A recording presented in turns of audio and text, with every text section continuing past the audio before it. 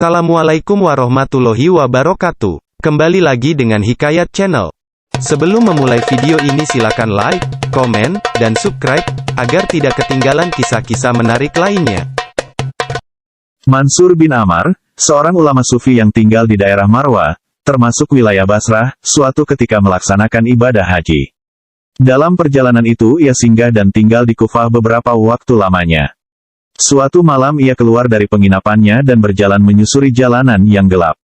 Tiba-tiba dari suatu rumah ia mendengar suara seseorang sedang munajat berdoa, "Ya Rabbi, demi keagungan dan kebesaran-Mu, sungguh aku berbuat maksiat itu bukanlah kumaksudkan untuk menentang-Mu, dan bukan juga karena kebodohanku akan hukum-hukum syariat-Mu, tetapi semua itu terjadi karena kesalahanku, karena kelengahanku, karena aku terlalu mengandalkan kemurahan-Mu akan menolong keadaanku.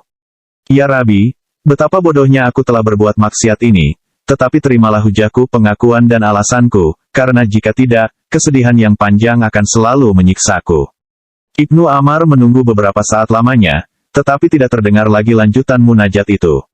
Seketika itu ia membaca cukup keras, sekiranya bisa didengar oleh orang yang munajat tersebut, salah satu ayat Al-Quran. Ayat tersebut terdapat pada Al-Quran Surat At-Tahrim ayat 6, yang artinya adalah, "Wahai orang-orang yang beriman, peliharalah dirimu dan keluargamu dari api neraka yang bahan bakarnya adalah manusia dan batu.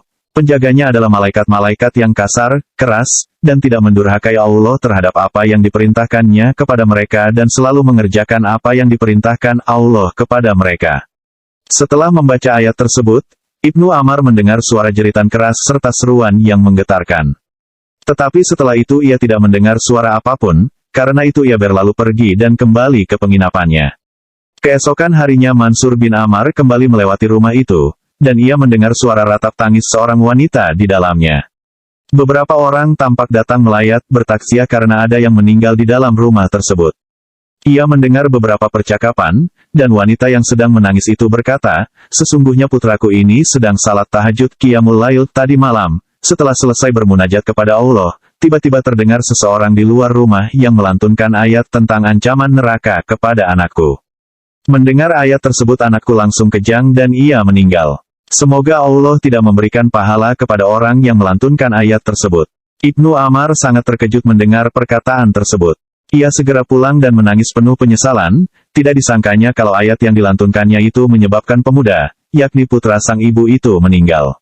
Mungkin kalau didiagnosa secara medis sekarang ini bisa dikatakan terkena serangan jantung.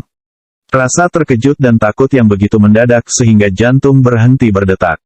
Ia terus-menerus bertaubat kepada Allah atas kelancangannya, membacakan ayat sehingga menyebabkan kematian orang lain. Pada malam harinya, Ibnu Ammar bermimpi bertemu dengan seorang pemuda dalam keadaan yang sebaik-baiknya.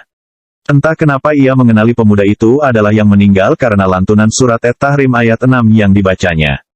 Padahal ia belum pernah bertemu atau mengenal dia sebelumnya, seolah ada bisikan gaib yang memberitahukan hal itu kepadanya. Ia berkata kepada pemuda itu, "Bagaimana Allah memperlakukan dirimu?" Pemuda itu berkata, "Allah menganggapku sebagai syuhada, mati syahid, sebagaimana para syuhada di Perang Badar."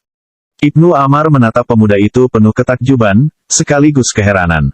Ia berkata, "Bagaimana bisa begitu?" Pemuda itu berkata, "Para syuhada Perang Badar itu ditebas oleh pedang-pedang orang kafir hingga tewas, sedangkan aku tewas ditebas oleh pedang Allah yang Maha Pengampun." Segera setelah itu Mansur bin Ammar terbangun, ia tidak lagi bersedih, justru bahagia karena telah menjadi jalan bagi pemuda itu memperoleh derajat syahid di sisi Allah. Cukup sekian hikayat ini, semoga dapat mengambil kesimpulan dan menambah wawasan dari hikayat ini.